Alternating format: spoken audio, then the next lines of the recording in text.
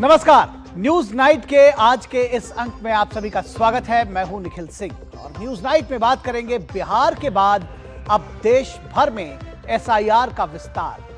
12 राज्यों में चुनाव आयोग ने 12 राज्यों में शुरू की है इस बड़ी कवायद को। मतदाता सूची को और पारदर्शी बनाने की तैयारी है, लेकिन सियासी गलियारों में उठने लगे हैं सवाल। क्या एसआईआर का मेगा प्लान बनेगा चुनावी बहस का नया मुद्दा? न्यूज नाइट में आज इसी पर हमारी विशेष चर्चा होगी। इसके साथ ही साथ बात करेंगे ईस्ट एशिया शिखर सम्मेलन की, जहां भारत का सख्त संदेश सामने आया है। विदेश मंत्री डॉक्टर एस जयशंकर ने साफ तौर पर कहा है कि आतंकवाद पर समझौते की कोई गुंजाइश नहीं है। और इसके साथ अर्थव्यवस्था के मोर्चे से भी राहत की खबर आई है, जिसको हम विस्तार से आपको दिखाएंगे न्यूज नाइट में कि जीएसटी सुधारों और घरेलू मांग से सितंबर में भी कायम रही है भारत की विकास की रफ्तार। इसके अलावा भी होगी देश दुनिया की तमाम ताजा तरीन खबरें। शुरुआत करेंगे हेडलाइन से।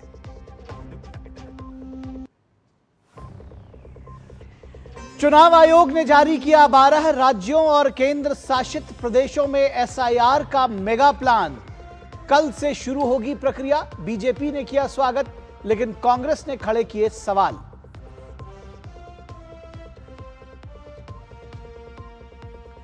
ईस्ट एशिया शिखर सम्मेलन में विदेश मंत्री डॉक्टर एस जयशंकर ने किया आतंकवाद पर करारा प्रहार। कहा, भारत को है आतंकवाद से अपनी रक्षा का अधिकार, नहीं हो सकता कोई समझौता।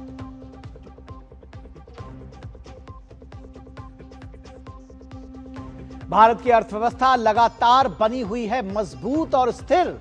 सितंबर 2025 की मासिक आर्थिक समीक्षा के मुताबिक घरेलू मांग में सुधार से उत्पादन और सेवा क्षेत्र में गति। जीएसटी सुधारों से इकोनॉमी को मिली तेज गति।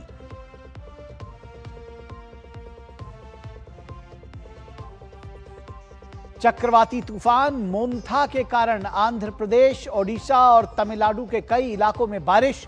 प्रशासन ने जारी किया रेड अलर्ट। कल रात आंध्र तट को पार कर जाने का अनुमान। राज्य सरकारों ने निपटने के लिए किए व्यापक इंतजाम। कई उड़ानें रद्द।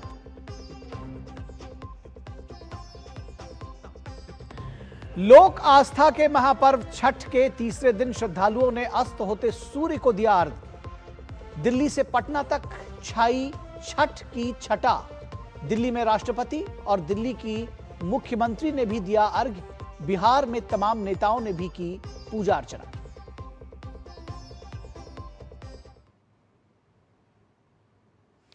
तो सबसे पहले बात चुनाव आयोग के एसआईआर को लेकर मेगा प्लान की। चुनाव आयोग ने पारदर्शिता की नई मिसाल पेश करते हुए देश भर में स्पेशल इंटेंसिव रिवीजन यानी एसआईआर के दूसरे फेज का ऐलान कर दिया है। मुख्य चुनाव आयुक्त ने प्रेस कॉन्फ्रेंस कर यह जानकारी दी कि 12 राज्यों और केंद्र शासित प्रदेशों में मतदाता सूची की गहन जांच होगी, ताकि वोटर लिस्ट पूरी तरह से शुद्ध और भरोसेमंद बनाई जा सके। आयोग ने एसआईआर के बिहार मॉडल की जमकर सराहना की। सियासी हलचल तेज है। बड़ा सवाल यह भी है कि क्या पारदर्शिता की इस कवायद को सभी दलों का समर्थन मिल पाएगा, क्योंकि सियासत इस पर गर्म हो चुकी है। एसआईआर का मेगा प्लान, मचा सियासी घमासान। चुनाव आयोग की पारदर्शिता की मंशा, कुछ सियासी दलों को अब भी शंका।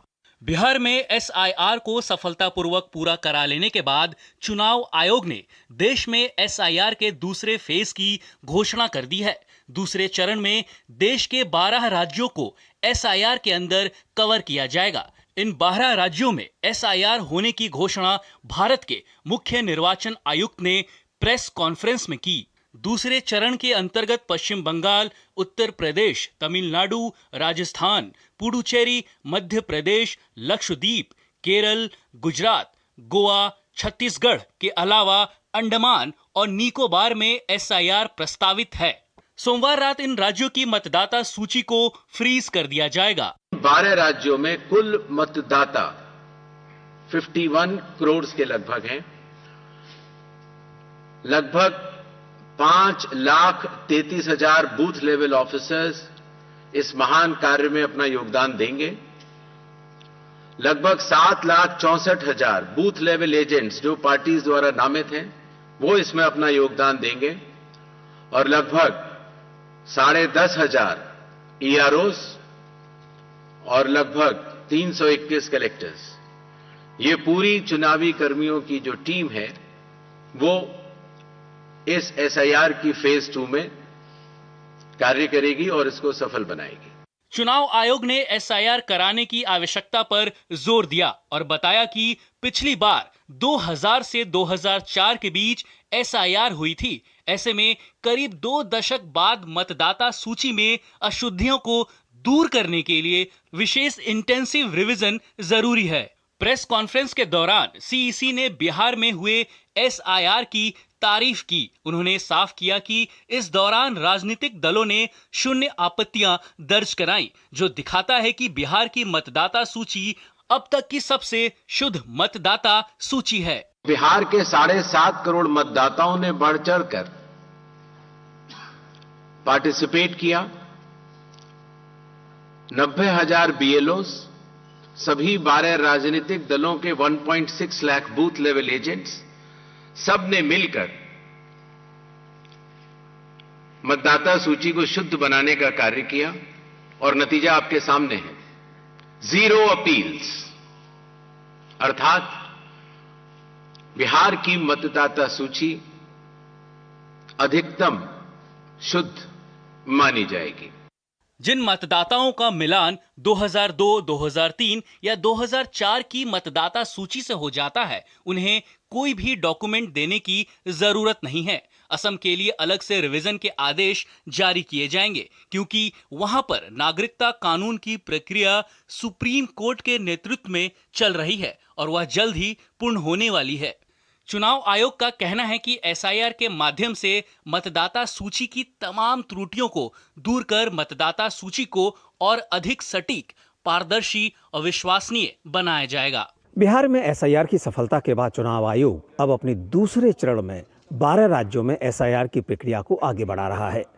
आयोग का दावा है कि अब इन 12 राज्यों में SIR की प्रक्रिया बहुत सुलभ और आसानी से पूरी कर ली जाएगी, क्योंकि लिंकिंग का काम पहले ही पूरा हो चुका है। कैमरामैन मनोज के साथ ऋषि कुमार, DD न्यूज़, दिल्ली। तो ये थी चुनाव आयोग और उसको चुनावों को पारदर्शी बनाने की बात। लेकिन चुनाव आयोग की ओर से SIR के ऐलान के बाद सियासी घमासान तेज हो गया है। बीजेपी ने जहां इसका स्वागत किया है, वहीं कांग्रेस समेत कई दलों ने इसका विरोध किया है। वोटर लिस्ट को साफ करने के लिए वोटर लिस्ट में जो मर गए हैं, चले गए हैं, उनका नाम काटना है और जो अवैध हैं, विदेशी हैं, जो घुसपैठ है, उसका नाम हमारा सूची में नहीं हो सकता है। तो ये इतना अच्छा काम करे, इसमें तो सराहना करना चाहिए इलेक्शन कमीशन को। SIR कराना एक ऐसे चुनाव आयोग द्वारा जिसकी मंशा, जिसकी नीयत, जिसकी क्रेडिबिलिटी पे बहुत बड़ा क्वेश्चन मार्क है। जाहिर सी बात है, लोग संतुष्ट नहीं हैं, विपक्ष संतुष्ट नहीं है, वोटर संतुष्ट नहीं है। तो सवाल ये जरूर पूछा जाएगा कि आखिर विपक्ष संतुष्ट क्यों नहीं है, क्योंकि अभी जो बिहार का SIR हुआ है उसमें सवाल इतने ज्यादा वोटर्स की तरफ से पूछे नहीं गए हैं जितने जो राजनीतिक दल हैं वो पूछ रहे हैं। फिलहाल हम आपको बताते हैं कि ये वोटर लिस्ट का पुनरीक्षण जो है, पुनरीक्षण दरअसल ये होता क्या है और क्यों ये जरूरी है। ये एक ऐसी प्रक्रिया है जिसमें मतदाता सूची को अपडेट किया जाता है और उसको सटीक बनाया जाता है। उसमें कोई भी जो त्रुटियां होती हैं उनको दूर किया जाता है और अपडेट किया जाता है। मतदाता सूची में नए योग्य मतदाताओं के नाम जोड़े जाते हैं। जो भी 18 वर्ष से ऊपर लोग हो जाते हैं उनके नाम जोड़े जाते हैं। गलत, अप्रासंगिक और अयोग्य एंट्री को हटाया जाता है, यानी कि जो लोग उसमें गलत तरीके से अगर किसी का नाम है तो उसको हटाया जाता है। उसके कई वजह हो सकती है कि क्यों उनको हटाया जा रहा है। मौजूदा मतदाताओं के विवरण जैसे नाम, पता या फिर उनके जो दूसरे एंट्रीज हैं उसको दुरुस्त किया जाता है और अन्य जानकारी को ठीक किया जाता है, जिसमें कई बार लोगों का पता बदल जाता है, वो रहते उसी विधानसभा क्षेत्र में है, या नाम में अगर कोई डिस्क्रिपेंसी आ गई तो उसको ठीक किया जाता है। तो ये सारी चीजें जो वोटर लिस्ट पुनरीक्षण के साथ में और हर योग्य मतदाता को मतदान करने का अवसर प्रदान करने के लिए बेहद अहम है। यानी लोकतंत्र को मजबूत करने की बात होती है कि हर जो मतदाता है वो वोट जाकर अपना कर सके। बूथ लेवल ऑफिसर महत्वपूर्ण भूमिका निभाते हैं। इसमें जब पुनरीक्षण होता है तो बूथ लेवल ऑफिसर बीएलओ जो है उनकी महत्वपूर्ण भूमिका है। बीएलओ मतदाताओं के घर घर जाकर जानकारी एकत्रित करते हैं, वो डोर टू डोर जाते हैं और जानकारी एकत्रित करते हैं और इसके साथ ही साथ दस्तावेजों की जांच करते हैं। जो 12 दस्तावेज अभी फिलहाल जिसमें आधार भी शामिल किया गया है उसके साथ में वो उनको चेक करते हैं और उसके आधार पर देखते हैं कि क्या चीज गलत है, क्या गलत सही है। मतदाता ऑनलाइन या ऑफलाइन फॉर्म जैसे कि फॉर्म 6, 7 या 8 उसको भर सकते हैं। इसको वो ऑनलाइन भी भर सकते हैं और ऑफलाइन फॉर्म भी डाउनलोड करके भर के और उसको जमा कर सकते हैं और इस प्रक्रिया में शामिल हो सकते हैं, इसका हिस्सा हो सकते हैं अगर उनको अपने नाम में या अपने चीजों में कोई चीज चेंज करानी है। तो ये हुई वोटर पुनरीक्षण की बात। अब अगर हम इसके प्रकार की बात करें तो विशेष संक्षिप्त पुनरीक्षण जिसको SSR कहते हैं, summary revision, special summary revision, नियमित प्रक्रिया है जिसमें मतदाता सूची को छोटे स्तर पर अपडेट किया जाता है, यानी कि विधानसभा स्तर पर या लोकसभा स्तर पर हर बार आप देखते होंगे कि सूची में कुछ वोटरों के नाम जुड़ते हैं, कुछ के कटते हैं और उसको छोटे लेवल पर अपडेट किया जाता रहता है। नए मतदाताओं का रजिस्ट्रेशन होता है, उसमें नाम हटाना और विवरण में सुधार जैसे कार्य होते हैं। विवरण में सुधार यानी कि पता और दूसरी जो चीजें हैं वो उसमें ठीक की जा सकती है, एज भी उसमें शामिल है।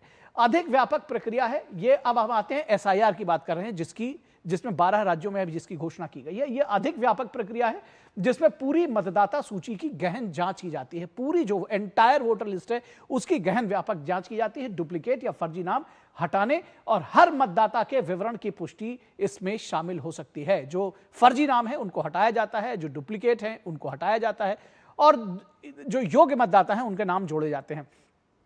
1951 से 2004 तक देश में 8 बार SIR हो चुकी है, यानी कि 21 वर्ष पहले इससे पहले SIR हुई थी और चुनाव आयोग का कहना है कि इन पिछले 20-21 सालों में बहुत ज्यादा मूवमेंट हुआ है, बहुत ज्यादा मतदाता इधर से उधर गया है, तो ये अब करना इसका जरूरी है। बिहार के लिए विशेष गहन पुनरीक्षण का काम 30 सितंबर 2025 को सफलतापूर्वक चुनाव आयोग ने पूरा किया है। चुनाव आयोग की देश के 12 राज्यों, केंद्र शासित राज्यों में SIR कराने की घोषणा है, जिसके विषय में हम आपको विस्तार से अभी खबर भी दिखाई कि इसको वो जारी करने जा रही है। अब इसका उद्देश्य क्या है, मकसद क्या है, ये भी बता देते हैं। मतदाता सूची सटीक हो सके, अपडेटेड हो सके और निष्पक्ष हो। सबसे बड़ी बात है, जब हम लोकतंत्र की बात करते हैं तो चुनाव आयोग निष्पक्षता की बात करता है। स्वतंत्र और पारदर्शी चुनाव प्रक्रिया हो सके, यानी कि जो पूरी चुनाव प्रक्रिया है वो ट्रांसपेरेंट बन सके और स्वतंत्र हो। इसके साथ ही साथ जब हम सभी पात्र नागरिकों के नाम इस मतदाता सूची में शामिल किए जाए, सभी पात्र जो भी योग्य हैं, 18 वर्ष से ऊपर हैं, भारत के नागरिक हैं, वो इसमें शामिल हो सके। अयोग्य मतदाता सूची में शामिल ना हो और चुनाव आयोग का भी यही कहना है कि कोई भी योग्य मतदाता छूटे ना और कोई भी अयोग्य मतदाता उसका नाम इस सूची में शामिल ना हो। यह है SIR का उद्देश्य। और इसके साथ ही साथ मतदाताओं के नाम जोड़ने या हटाने की प्रक्रिया पारदर्शी हो और उसमें चैलेंज करने तक का अधिकार है, जैसा कि बिहार के मामले में आपने देखा होगा। तो ये एक बेहद जिसको कहते हैं कि बहुत महत्वपूर्ण प्रक्रिया रही है और यही आज हमारी विशेष चर्चा का विषय भी रहेगा। आज हम इसी विषय पर विशेष चर्चा करेंगे। आज का हमारा विशेष है SIR पर चुनाव आयोग का मेगा प्लान और यही आज हमारी विशेष चर्चा का विषय है, SIR पर चुनाव आयोग का मेगा प्लान। और इस विषय पर बातचीत करने के लिए हमारे साथ खास मेहमानों का पैनल जुड़ा हुआ है, उनसे हम आपका परिचय करा दें। हमारे साथ डॉक्टर कौशल कांत मिश्रा जो कि बीजेपी के प्रवक्ता हैं, जुड़े हुए हैं। डॉक्टर कौशल कांत मिश्रा, बहुत स्वागत है आपका। अजय वर्मा कांग्रेस के नेता है, हमारे साथ पहले भी बहुत सारी डिबेट्स में हिस्सा ले चुके हैं। वर्मा जी, बहुत स्वागत है आपका। और इसके साथ ही साथ शेखर अय्यर, वरिष्ठ पत्रकार, हमारे साथ जुड़े हुए हैं। शेखर सर, बहुत स्वागत है आपका। और अजय वर्मा, सबसे पहले हम आप से शुरुआत करना चाहेंगे क्योंकि जिसको कहते हैं कि विरोधाभासी मत जो है वो कांग्रेस की तरफ से सबसे पहले सुनाई दे रहा है, जो बाइट्स और बहुत सारी चीजें हम देख रहे हैं।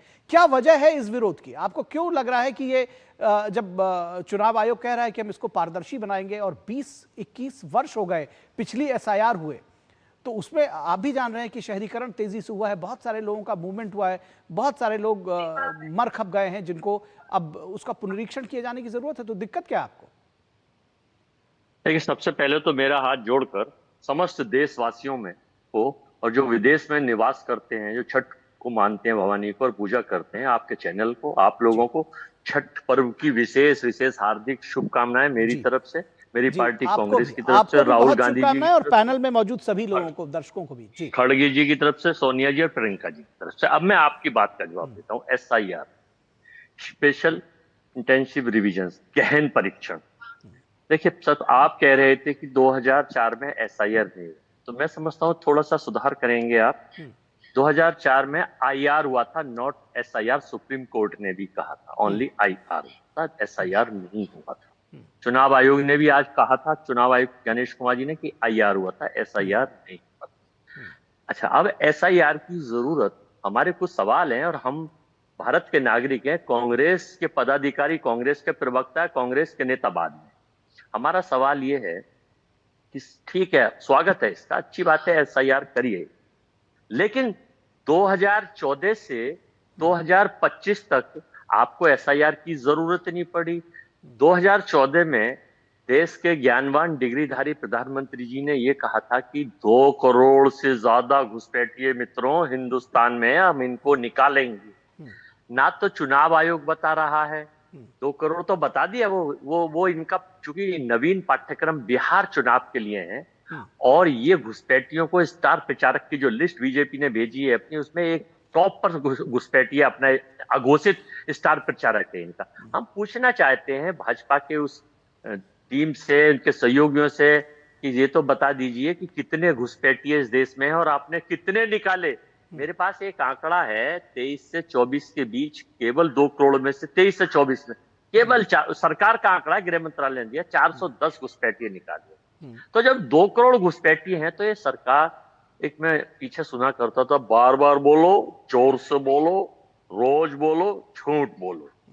ये देश झूठ से नहीं चला करता। आज मैं गृह मंत्री जी के बयान, आपकी बात सही हो सकती है, मैं उसके तर्क वितर्क में जा ही नहीं रहा हूं। मैं कह रहा हूं कि ठीक है, आपकी बात अगर मान भी ली जाए कि घुसपैठिए नहीं निकले, आप 410 कह रहे हैं, मैं कह रही है चलिए मान ले एक भी नहीं निकला, लेकिन इसका एसआईआर कराने से जो बाकी मतदाता है उनको उनके अधिकारों से वंचित करना, जो योग्य मतदाता है, जो 18 से ऊपर हुए हैं, जब पुनरीक्षण की बात हो रही है तो उसमें बहुत सारा काम होना है।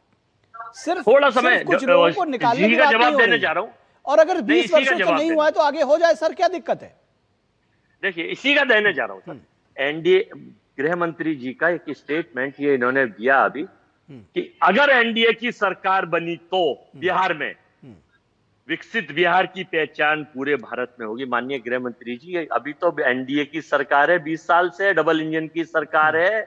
आप भूल जाते हैं, नीतीश जी की तरह वो भी भूल जाते हैं कि क्या कहना क्या नहीं कहना। देखिए, हमें कोई ऐतराज नहीं है। ऐतराज जब होता है माननीय एंकर महोदय, कि जब एक घर में 151, 283, 442, एक छोटे से 50 गज के 100 गज के कमरे में या मकान में इतने सारे लोग निकल के आते, और चुनाव आयोग से हमारा प्रतिनिधि मंडल मिलने जाता, तो चुनाव आयोग कोई जवाब नहीं देता, कहता मौके पर हम सही जवाब देंगे। अच्छा ठीक है, हम आपके पास आएंगे। एक सवाल मेरे जहन में अभी भी, उसका जल्दी से आप संक्षेप में जवाब दीजिए, फिर मैं आगे बढ़ूंगा। लेकिन ये जो आपके बाकी सहयोगी, खासतौर पर आरजेडी, वो आपके साथ इस मुद्दे पर खड़ी नहीं दिखाई दे रही है। बिहार का आप चुनाव देख रहे हैं, आपके तो नेता खैर अभी फिलहाल बड़ी सभाओं के लिए जुट नहीं रहे, लेकिन तेजस्वी यादव जो कर रहे हैं सभाएं, एक बार भी एसआईआर का नाम नहीं, एक बार भी एसआईआर का विरोध नहीं, तो क्यों ना माना जाए कि पॉलिटिकल था?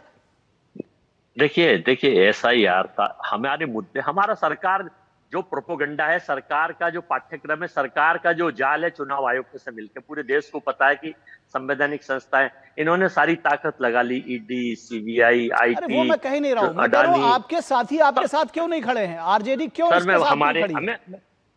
सर, ये हमारी रणनीति है कि हमारा कौन सा साथी कब क्या बोलेगा, ये भी रणनीति सर आपके ही साथी ने हमारे यहाँ के 2 टूक कार्यक्रम में अरुण कुमार तरुण, आरजेडी के प्रवक्ता, उन्होंने साफ तौर पर कहा कि ये हमारा एजेंडा ही नहीं है, हम कांग्रेस पर इसके साथ नहीं है। नहीं, देखिए उनका अपना व्यक्तिगत निजी विचार है। हमारे नेता तेजस्वी यादव भी हैं, राहुल गांधी जी भी हैं, हमारे नेता वहां मुकेश सहनी भी हैं, हमारे नेता वहां सीपीआई वाले भी, हम सब लोग, हम बड़े भाई की भूमिका में हम सब लोग मिलकर इस तरह से खैर नहीं चलता ना कि दो ना हो एक संग भुआला, हसब ठठाई फुलाई गाला, दोनों एक साथ नहीं होते। लेकिन आप ठीक है, अपने तर्क दे रहे हैं, आप अपने तर्क दे रहे हैं सर। मैं कौशल कांत जी के पास जाऊंगा। ठीक है सर, आपका पॉइंट आ गया, मैं समझ गया सर। कौशल कांत जी ये कह रहे हैं कि दरअसल घुसपैठियों को निकालने की बात थी, 2 करोड़ घुसपैठियों की बात आप लोगों ने कही थी, और वो पूरा नहीं हुआ, इसलिए इसके साथ नहीं है।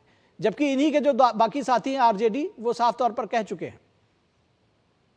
देखिए, अब अजय जी क्या करें, उनकी मजबूरी है। राहुल गांधी अपना प्रेजेंटेशन दे करके घूम रहे थे पूरे देश में, एटम बम और हाइड्रोजन बम फोड़ रहे थे, आजकल दिवाली के बम के बारे में अपोजिशन कर रहे हैं। खैर, अपनी अपनी मंशा है, अपनी अपनी इच्छा है। राहुल गांधी भी अब एसआईआर के बारे में नहीं बोल रहे। पूरे चुनाव में कभी भी आरजेडी के साथ राहुल गांधी नजर नहीं आए, जिसमें तेजस्वी और आरजेडी ने राहुल गांधी ने कभी कॉमन प्रेस कॉन्फ्रेंस में कहा हो कि वो एसआईआर के खिलाफ है, कभी नहीं बोला। ये केवल राहुल गांधी के मन की कल्पना है, जिनको उनके और यही वजह रही कि बाद में तेजस्वी यादव को दूसरी अलग से यात्रा निकालनी पड़ी। बिल्कुल। और आप समझो ना, उनके गुरु अमेरिका में बैठे हुए हैं, वो वहां से जो पढ़ा देते हैं डीप स्टेट वाले लोग कि इनको डिवाइड करो, बांटो, राज करो, तो राहुल गांधी उसी पॉलिसी पे चल रहे हैं। अब कांग्रेस के प्रवक्ता कुछ तो बोलेंगे ही। सच्चाई ये है कि जो भी पॉलिटिकल पार्टी देश में अवैध नागरिकों के साथ है, अवैध नागरिकों के साथ है, वही एसआईआर का खिलाफ बात कर रही है। तो क्या कांग्रेस अवैध नागरिकों के खिलाफ? एसआईआर तो एक कानूनी प्रक्रिया है ना। ये सुप्रीम कोर्ट गए, कुछ नहीं हुआ। सुप्रीम कोर्ट ने कहा कि संवैधानिक प्रोसेस हो रहा है और वो चलेगा, नहीं रोका गया। इन्होंने अभी मल्लिकार्जुन खड़गे, हालांकि वो हाईकमान के कहने पे चलते हैं, क्योंकि मल्लिकार्जुन कांग्रेस में अध्यक्ष जैसा कुछ होता नहीं, वो हाईकमान होता है। तो हाईकमान के कहने पर पार्लियामेंट के सामने देखा था ना एसआईआर की वो फाड़ रहे थे, क्योंकि राहुल गांधी के पास तो एक्सपीरियंस है ना अध्यादेश फाड़ने का, तो उसी तरीके से वो भी फाड़ रहे थे एसआईआर।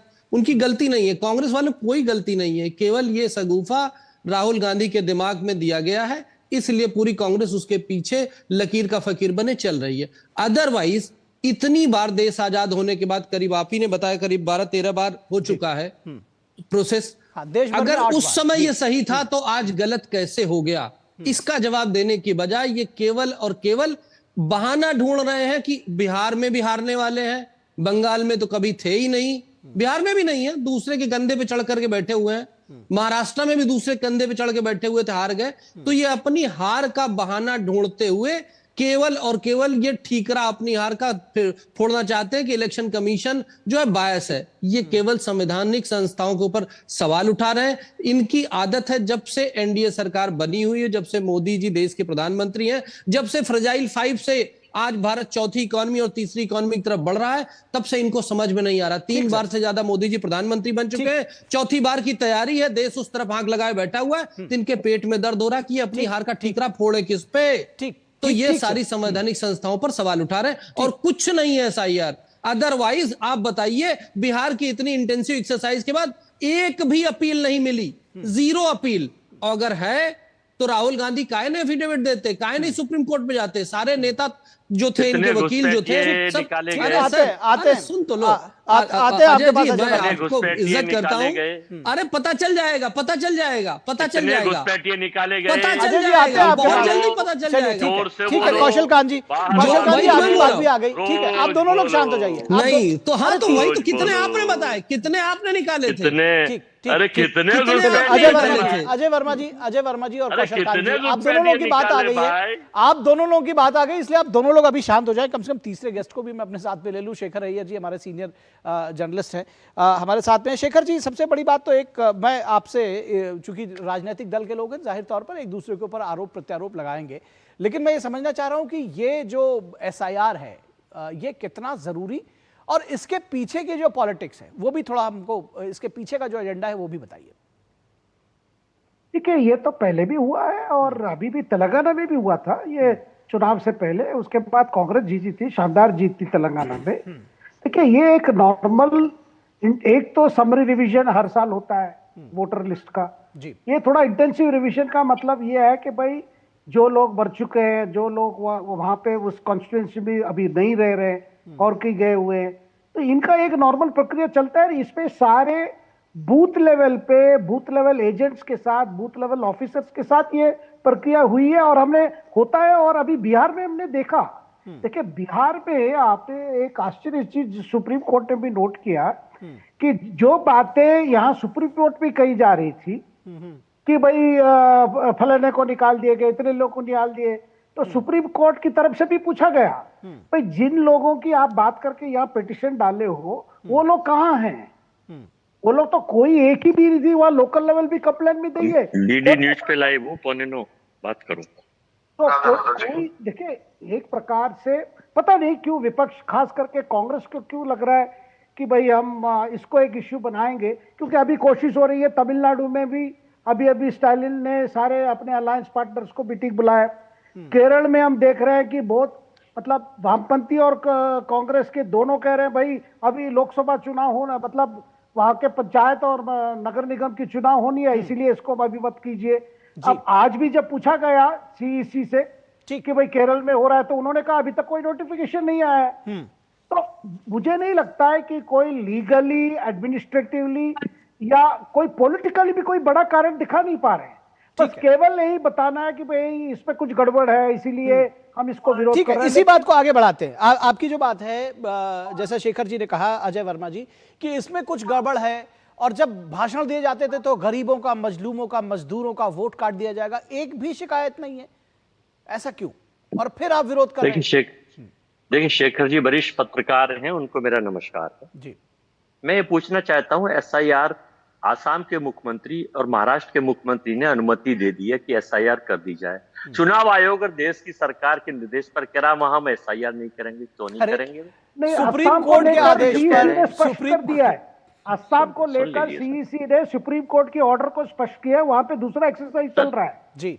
नहीं सर, सुन तो लीजिए सर, सर सुन लीजिए, सुप्रीम कोर्ट के आदेश में चल रहा है जी, सुप्रीम कोर्ट के आदेश में चल रहा है, इसलिए फैक्ट्स थोड़ा सही रखेंगे तो अच्छा है। तो सुप्रीम कोर्ट का 2023 ठीक सर सुन लीजिए, 2023 के बाद से आसाम में अभी चुनाव नहीं हुए, नगर निगम के चुनाव होने बाकी है, ठीक है, लेकिन सरकार का एजेंडा है, सरकार जो चाहती है चुनाव आयोग वही करता है, पूरे देश को पता है। अच्छा एक चीज बता दीजिए, आप बता दीजिए थोड़ा फैक्ट्स के लिए, एंकर महोदय सुन तो लीजिए सर, आप बता दीजिए या बीजेपी के नेता बता दें। अजय जी सुन तो लीजिए, अजय जी, अरे अजय जी सुन तो लीजिए, एक बात सुन लीजिए फिर अपनी बात कहिएगा।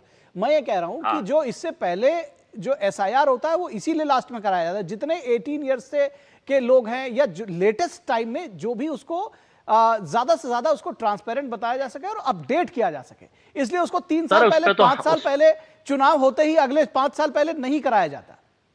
परम आदरणीय एंकर महोदय, उस पर तो हमारा कोई भी विवाद है नहीं। हम पूछना चाहते हैं, बिहार में जो अभी एसआईआर किया इन्होंने चुनाव से पहले, जो पिछले साल 2024 में जो चुनाव हुआ था, जिसमें अभी सरकार बनी लोकसभा की, क्या वो सारे अवैध बांग्लादेशी और रोहिंग्या और इसका भी जवाब ले लेते हैं, आपका पॉइंट आ गया, इसका भी जवाब नहीं सर, कितना बोलेंगे सर, आ गया, अब इसका जवाब ले लेते हैं। मैं बस एक और सुन लीजिए, एक और फाइनल 10 सेकंड।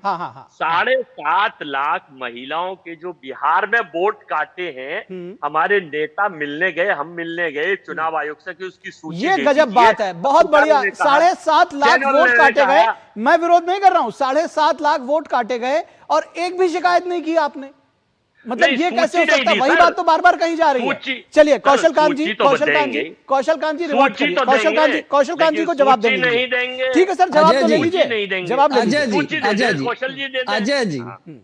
अजय जी मुझे ये बताइए, आप कह रहे हैं 2024 में नहीं हुआ इसलिए अभी नहीं होना चाहिए, ये तर्क है आपका।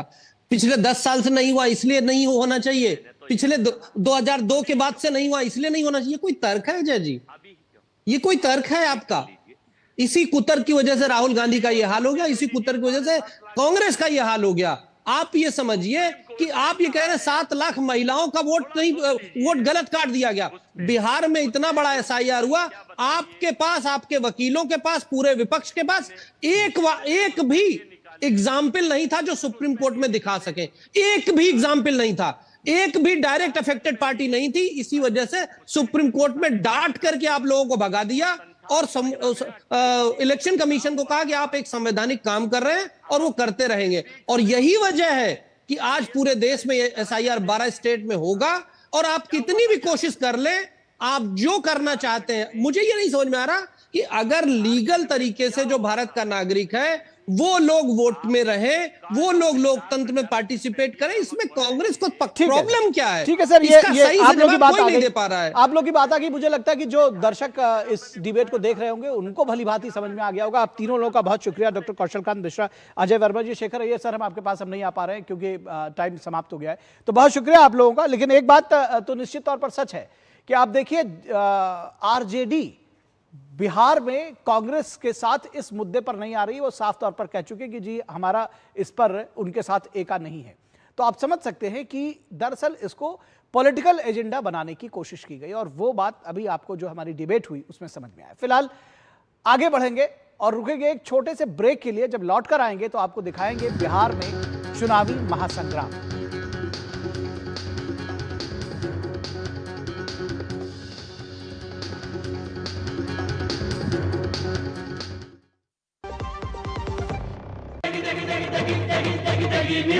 MDH की देगी मिर्च, देगी मिर्च का तड़का, अंग अंग फड़का। MDH की देगी मिर्च। मेरी पसंद, मेरी पसंद, मेरी पसंद, मेरी पसंद, हमारी पसंद, हम सबकी पसंद। मजबूत देश का मजबूत सरिया हो गया स्टील। गोल्डी छोले मसाले जहाँ जाए रिश्ते बनाए। गोल्डी लाए हैं फ्रेश लॉक टेक्नोलॉजी जो रखे मसालों को हर समय फ्रेश।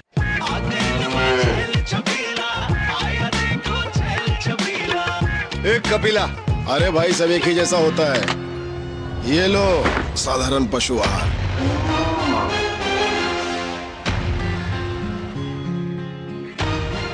इस देश की हर माँ, बच्चे, बूढ़े, जवान, खिलाड़ी, डॉक्टर, इंजीनियर, सबको गाय भैंस की दूध की शक्ति पर भरोसा है। पर जब इन पशुओं को कपिला पशु आहार मिलेगा तभी तो दूध सिर्फ ज्यादा ही नहीं शक्ति से भरपूर भी होगा। और ये सच जानते हुए चंद पैसों के लिए तुम देश का भरोसा तोड़ दो। कपिला पशु आहार, देश का नंबर 1 पशु आहार। MDH का किचन किंग किचन में हो तो हम सब कुछ बना सकते हैं। बैंगन का भरता, आलू गोभी, भिंडी मसाला और भी बहुत कुछ। MDH।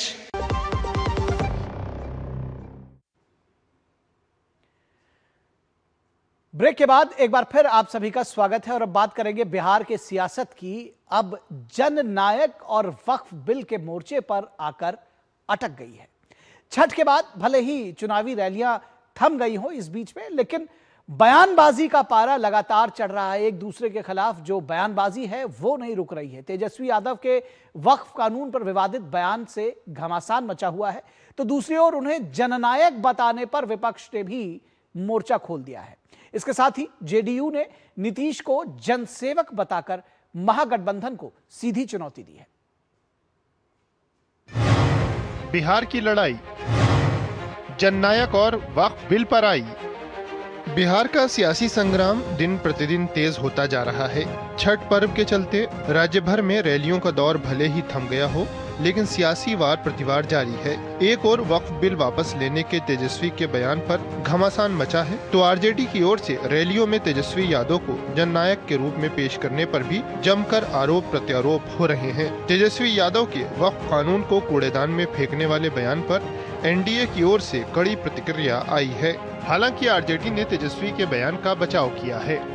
संसद से पास किया वो बिल कानून होता है, वो बिल नहीं है, अब कानून है, वक्फ कानून है। किसी कानून को कूड़े में फेंकने की बात एक राजनेता करे जो मुख्यमंत्री पद का दावेदार हो तो बड़ी संकट की समस्या है भाई। तो संवैधानिक व्यवस्था को सीधे चुनौती देने का मामला बनता है। चुनाव आयोग को देखना चाहिए। वक्फ संशोधन विधेयक पार्लियामेंट से पारित हो गया, सुप्रीम कोर्ट ने विचार करके मुहर लगा दिया। क्या राज्य सरकार को यह अधिकार प्राप्त होता है? अरे यह गुनाह कबूल करो ना, कबूलनामा जारी करो कि वक्फ की संपत्ति लूटी जा रही थी और लालू यादव बैठे हुए थे। तेजस्वी जी ने स्पष्ट रूप से कहा है कि कोई भी ऐसा कानून, कोई भी ऐसा नियम जो गलत मंशा से लाया गया हो उसका विरोध होना चाहिए।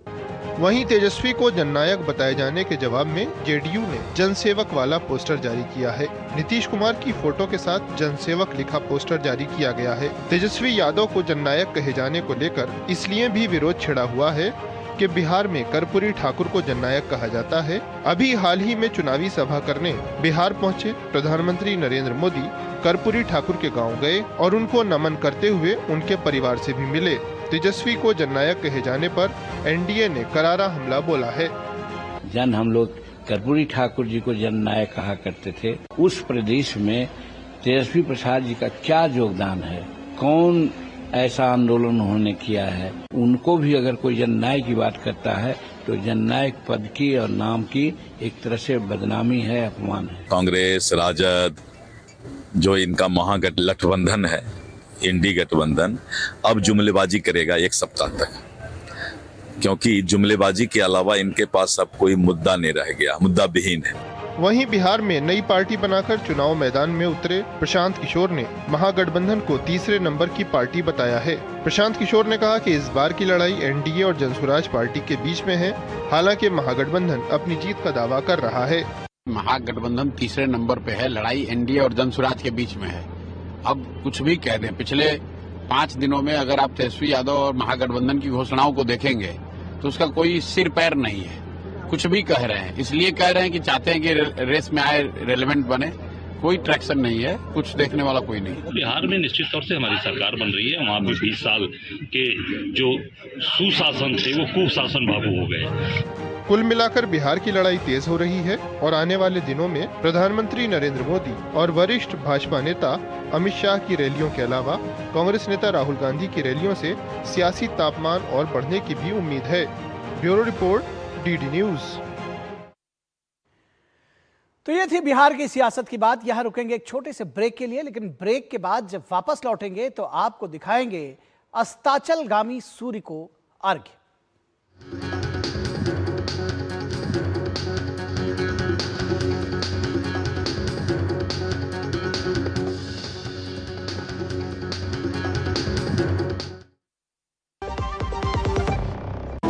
केसर का हो बहाना, कश्मीरी पुलाव या हो बिरयानी खाना, केसरी चाय दूध, रसमलाई, केसरी लड्डू, हलवा याद आना, यही तो है MDH केसर का बहाना। MDH शुद्ध केसर, खुशबू ऐसी जो दिल जीत ले। MDH। पता है, लोग अक्सर मुझसे पूछते हैं कॉल सेंटर का स्टेडी जॉब क्यों छोड़ा। I wanted more out of life, बस मैंने अपना स्टार्टअप शुरू किया। जानना चाहोगे कैसे? Then start up your own business as an LIC agent. यहाँ सब कुछ है, great products, zero investment, leading organization and unlimited opportunities. तो क्या आप तैयार हैं? LIC एजेंट बनो, अब बड़ा सोचो। हमारी वेबसाइट पर जाएं या अपनी नजदीकी LIC शाखा से संपर्क करें। जब धरती चीर कर निकलता है लोहे का पत्थर और मिलता है मोंगिया के जोश से, फिर तपता है, पिघलता है और बनता है फौलाद। अब होता है सरिया सारी खूबियों के साथ।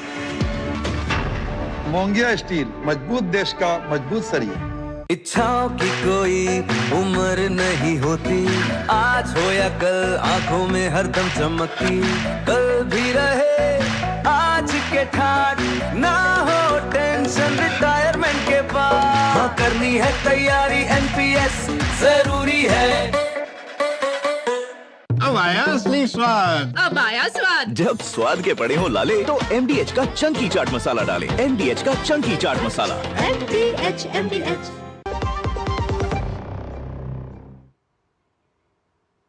ब्रेक के बाद एक बार फिर आप सभी का स्वागत है।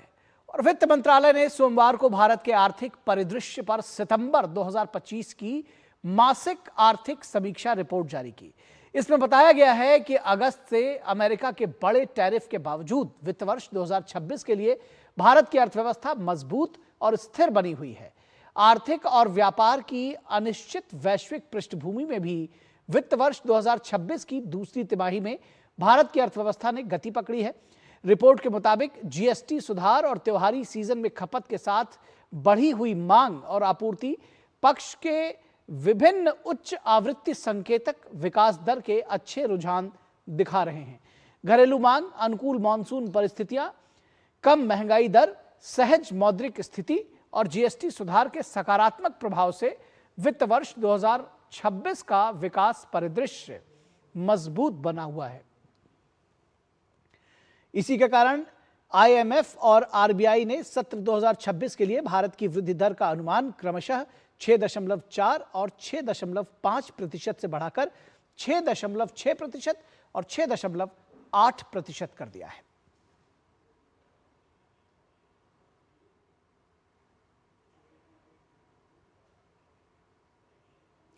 तो ये थी भारत के जो बढ़ी हुई जो अर्थव्यवस्था है उसकी बात, और ब्रेक के बाद आपको दिखाएंगे अस्ताचलगामी सूर्य को अर्घ्य।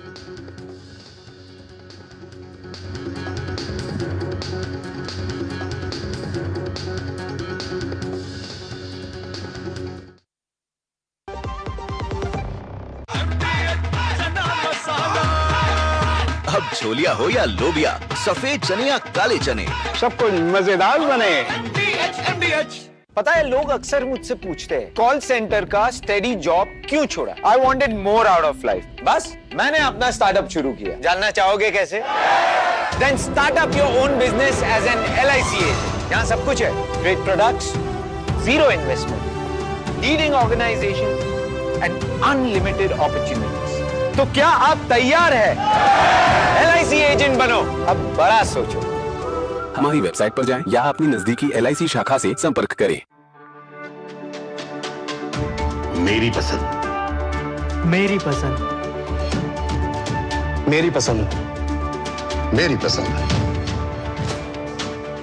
हमारी पसंद, हम सबकी पसंद। मजबूत देश का मजबूत सरिया हो गया स्टील।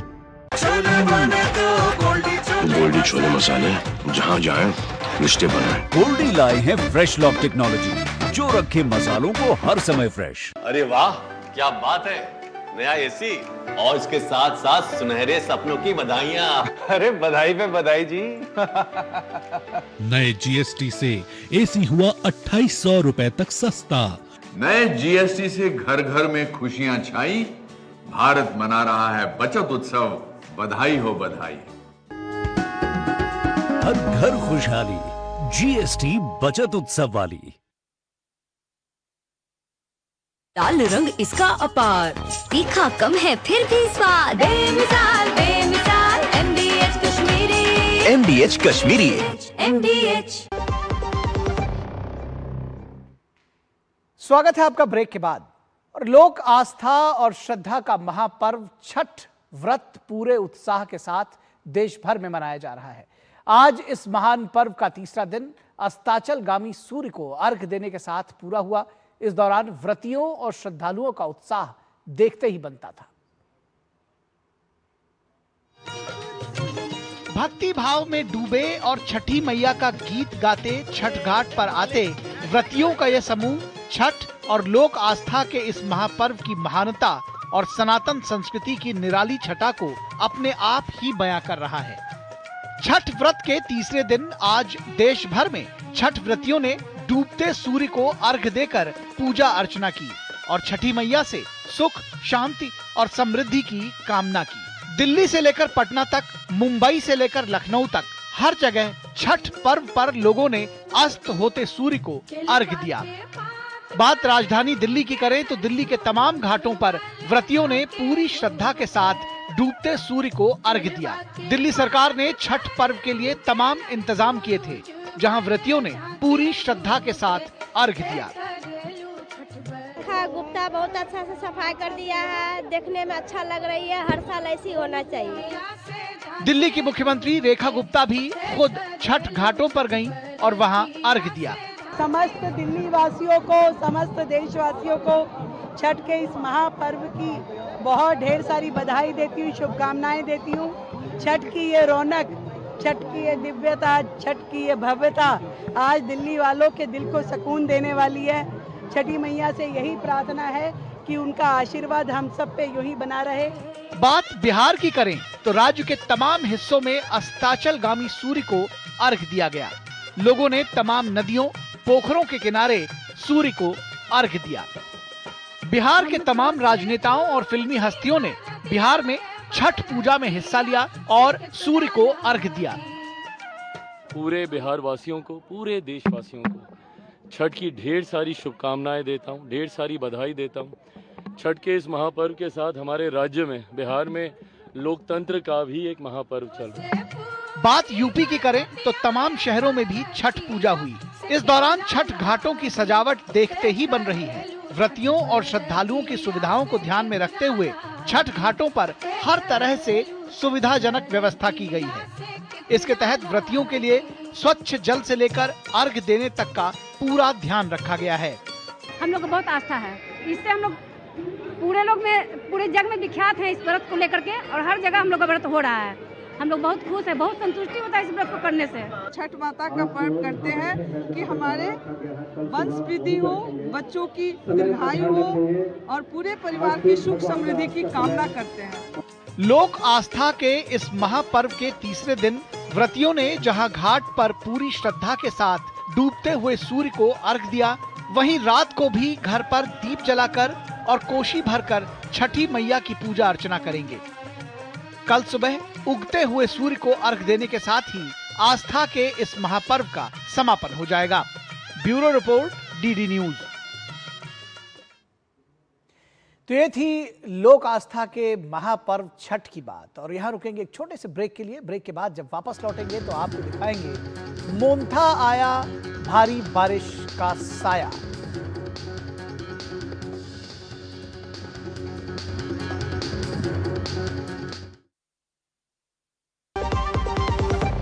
हिंग देना, वो वाली MDH की सुपर हींग। जिन्होंने यूज किया है वो जानते हैं असली हींग का स्वाद। MDH सुपर हींग, शुद्धता का असली तड़का। असली मसाले सच सच MDH। फॉरेक्स ट्रेडिंग अभी एक ट्रेड में सिक्सर। प्रसिद्ध, पहले सेफ्टी वरना क्लीन बोल्ड। अनऑथराइज प्लेटफॉर्म पे फॉरेक्स ट्रेडिंग यानी नुकसान, धोखाधड़ी और कानूनी कार्रवाई का डर। मतलब नुकसान की हैट्रिक। इसीलिए RBI वेबसाइट पर जाएं, ऑथराइज लिस्ट जांचें। RBI कहता है जानकार बनिए, सतर्क रहिए। हेलो, नमस्कार विधायक जी, हम पैसा बढ़ाओ इन्वेस्टमेंट बैंक से बात कर रहे हैं। हम आपके पैसे 10 गुना तक बढ़ा सकते हैं। आपको ग्रुप पे ऐड करके प्रूफ भी भेजा है, आप देखिएगा। तुम तो कमाल के आदमी हो यार, हमारा भी पैसा बढ़ा दो। सर ग्रुप में जैसा बोला जाए बस वैसा करते जाइए। अच्छा, ये तो बहुत। चिंता मत करो, जिस नंबर से तुम कॉल कर रहे हो ना, पुलिस 2 मिनट में उसको देख करके ट्रेस करके पकड़ लेगी तुमको और अंदर। और ये क्या कर दिया महाराज? आप जैसे पढ़े लिखे लोगों को ये लोग ये बिल्कुल फर्जी इन्वेस्टमेंट ग्रुप का सदस्य बना करके आपको बता रहा है। हमको चुना लगा रहा है। बिल्कुल, आप भी कभी भी किसी अनजान सोशल मीडिया इन्वेस्टमेंट ग्रुप में बिल्कुल ना जुड़े। और यदि स्टॉक मार्केट में इन्वेस्टमेंट करना हो तो हमेशा SEBI अप्रूव्ड ऐप से ही करें। आपके लालच को बनाकर हथियार साइबर अपराधी करते हैं आप परिवार। शिकार होने पर ये नंबर पर फोन कीजिए 1930, या फिर ये जो वेबसाइट दिया हो ना नीचे www.cybercrime.gov.in, आपकी स्क्रीन पर वहाँ शिकायत जो है आप दर्ज करें। सस्ते वाले दाल मसाले स्वाद हुआ बेकार। MDH की हल्दी मिर्ची धनिया करे कमाल। ये रंग दे, ये खुशबू दे, ये तीखा, ये कम पड़े। क्या निराला MDH मसाला।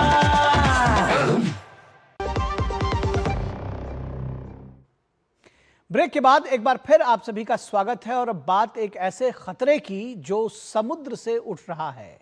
मोंथा चक्रवाती तूफान दक्षिण पश्चिम बंगाल की खाड़ी में बना ये चक्रवाती तूफान अब तेजी से तट की ओर बढ़ रहा है। आंध्र प्रदेश और दक्षिण ओडिशा के कई जिलों में हाई अलर्ट जारी है। बचाव दल तैनात हैं। केंद्र और सरकारें यानी कि राज्य सरकारें पूरी तरह से तैयार हैं, लेकिन मौसम विभाग ने चेताया है कि अगले 72 घंटे सबसे अहम होने जा रहे हैं। भारी बारिश और तेज हवाओं से सतर्क रहें। और इस बीच तूफान को देखते हुए कई उड़ानें प्रभावित हुई हैं। दक्षिण पश्चिम बंगाल की खाड़ी में सक्रिय चक्रवाती तूफान मोंथा तेजी से उत्तर पश्चिमी दिशा में बढ़ रहा है। 28 अक्टूबर की सुबह तक इसके एक गंभीर चक्रवाती तूफान में बदलने की आशंका है। इसके बाद ये 28 अक्टूबर की शाम या रात में काकीनाडा के पास मछलीपट्टनम और कलिंगपट्टनम के बीच आंध्र प्रदेश तट को पार कर सकता है। IMD ने आंध्र प्रदेश के 23 जिलों और दक्षिण ओडिशा के तटों के लिए चेतावनी जारी की है। 27 से 29 अक्टूबर तक इन क्षेत्रों में भारी बारिश, तेज हवाएं और बाढ़ की आशंका है। आंध्र प्रदेश के मुख्यमंत्री N चंद्रबाबू नायडू ने अमरावती स्थित रियल टाइम गवर्नेंस सेंटर में मंत्रियों और अधिकारियों के साथ समीक्षा बैठक की। उन्होंने प्रधानमंत्री नरेंद्र मोदी से बातचीत कर प्रशासन को हाई अलर्ट पर रहने और बिजली, टेलीकॉम, पेयजल आपूर्ति सुनिश्चित करने के निर्देश दिए हैं। All the arrangements in the relief centers are being made in terms of food, civil supplies. The next 48 hours are going to be very crucial. राज्य सरकार ने केंद्र सरकार के सहयोग से पुनर्वास और बचाव कार्यों के लिए आवश्यक व्यवस्थाएं की हैं। मोन्था से निपटने के लिए स्थानीय प्रशासन के साथ केंद्रीय एजेंसियां भी पूरी तरह सतर्क हैं। The general instruction for everyone who is out there is to stay inside. We are going to restrict private transportation. Already we have stopped boating and ferrying operations and beach access. So these instructions need to be strictly followed for your own safety.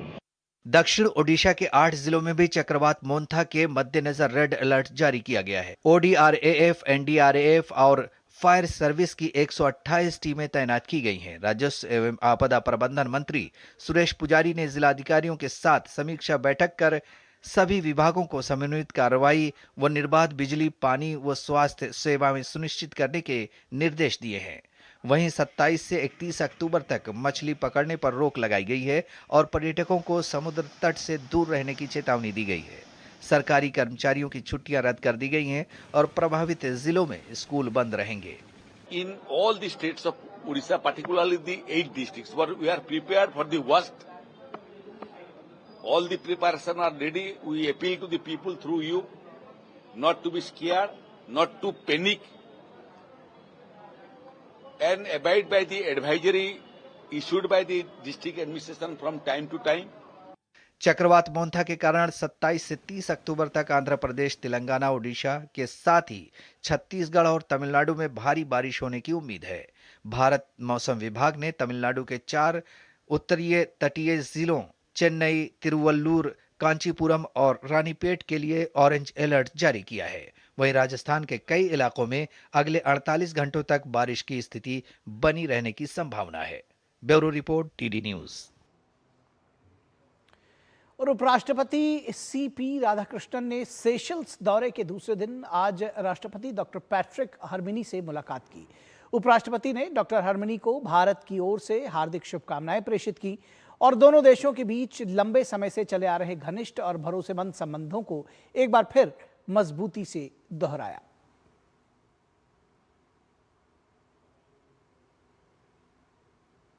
आपको बता दें कि Patrick हरमिनी ने Seychelles के राष्ट्रपति के तौर पर शपथ ली है। सेशल्स के लोगों को उनसे काफ़ी उम्मीदें हैं। शपथ ग्रहण समारोह के बाद पैट्रिक हरमिनी ने डीडी न्यूज संवाददाता जयंती झा से एक्सक्लूसिव बातचीत में सेशल्स और भारत के संबंधों पर खुलकर चर्चा की। उन्होंने बेहद ईमानदारी से अपने देश की वर्तमान समस्याओं का जिक्र किया और उतनी ही बेबाकी से इन समस्याओं से निपटने के लिए कदम उठाने की बात कही। उन्होंने कहा कि हमें पर्यटन से लेकर स्वास्थ्य और शिक्षा तक में सुधार करने की जरूरत है और हम इस पर बहुत मेहनत से काम करेंगे। By government, the civil service has been quite lackluster over the last 5 years, and we have other issues like reinvigorating tourism, which has seen a downslide of some sort. Of course, our health and education, the standards have gone down quite drastically, and yes, we need to transform our country and prepare Seychelles for the next level of development, which includes science, technology, engineering, and of course artificial intelligence. So we're preparing ourselves to make Seychelles the Dubai of the Indian Ocean. और विदेश मंत्री doctor S Jaishankar ने आज Malaysia की राजधानी Kuala Lumpur में भारत की तरफ से अपनी बात रखी। अवसर था ईस्ट एशिया समिट का। विदेश मंत्री डॉक्टर एस जयशंकर ने आतंकवाद पर जोरदार प्रहार करते हुए कहा कि दुनिया को इस पर स्पष्ट राय बनानी चाहिए। ईस्ट एशिया समिट के 19 देशों के प्रतिनिधियों की उपस्थिति में विदेश मंत्री ने कहा कि आतंकवाद पूरी दुनिया को क्षत विक्षत उसने कर रखा है। दुनिया को इसके खिलाफ जीरो टॉलरेंस दिखाना होगा। उन्होंने साफ शब्दों में कहा कि आतंकवाद के खिलाफ भारत को आत्मरक्षा का अधिकार है और इस पर कोई समझौता बिल्कुल नहीं हो सकता। विदेश मंत्री ने गाजा शांति योजना का स्वागत किया और यूक्रेन संघर्ष के शीघ्र अंत की अपील की। उन्होंने कहा कि इस तरह के संघर्ष न सिर्फ मानवीय पीड़ा बढ़ाते हैं बल्कि खाद्य सुरक्षा को कमजोर करते हैं, ऊर्जा आपूर्ति को खतरे में डालते हैं और व्यापार को बाधित करते हैं। उन्होंने बताया कि 2026 को आसियान भारत समुद्री सहयोग वर्ष के रूप में मनाया जाएगा।